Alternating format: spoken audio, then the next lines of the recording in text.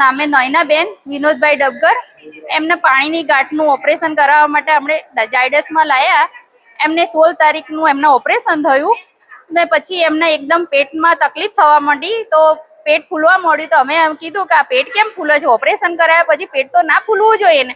તો આ લોકોએ સીટી સ્કેન કર્યું, સોનોગ્રાફી કરી, એમાં ખબર પડી કે આંતરડા પર આ લોકોએ કટ મારી દીધો છે ઓપરેશન કરતી ઘડી, તો એનું ઓપરેશન કરવું પડશે. આ લોકોએ કબૂલ કર્યું છે કે હા અમારાથી જ કટ પાગ્યો છે.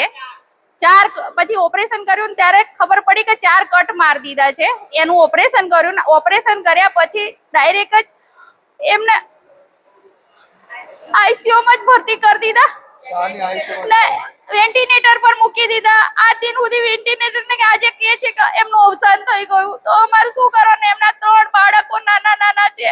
બાપ 7 વર્ષ પહેલા ગુજરી ગયા અને માં આજે ગુજરી ગયા. બાળક અનાથ થઈ ગયા. એમનું કોણ છે આ દુનિયામાં? બાપડા કોઈને અનાથ થઈ ગયા. બાપ બે જ અમારો ન્યાય જોઈએ છે. બાળકોને માં કોણ લાવશે, બાપ કોણ આવશે એમના માટે? એમનું કોણ આ દુનિયામાં? અમારે તો ન્યાય જોઈએ છે બસ. નયનાબેન હાથે જે અન્યાય થયો છે એ ન્યાય જોઈએ છે અમારે તો બસ.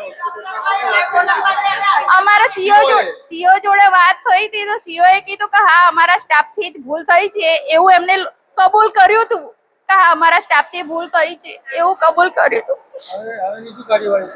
બસ હવે આગળ એની કાર્યવાહી ફરિયાદ કરવાની. કોણે ઓપરેશન કર્યું ને કોણે આ હાલત ઉપર લાવી દીધા? બસ એમાં તો આ ન્યાય જોઈએ છે બસ.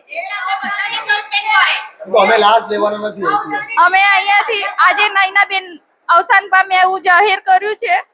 અમે અહીંયાથી લાશ ઉઠાવવા માંગતા નથી. જેને ઓપરેશન કર્યું એમને અમારા આગળ હાજર કરો બસ. અમારે ન્યાય જોઈએ છે. આજે છોકરા અનાથ થઈ ગયા. આ અનાથ બાળકોનું શું જાયડસ વાળા પૂરું કરશે? જાયડસ સરકાર પૂરું કરશે? જાયડસ જિમ્મેદારી લે છે અનાથ બાળકોની? આ છોકરાઓનું કોણ? આજે 2 છોકરીઓ ને 1 છોકરો નાનો છે. હજી તો એ છોકરો ભણે છે. આયુષભાઈ નાનો છે. અમારું ભાવનાબેન હું એમની ભાભી થઉં છું.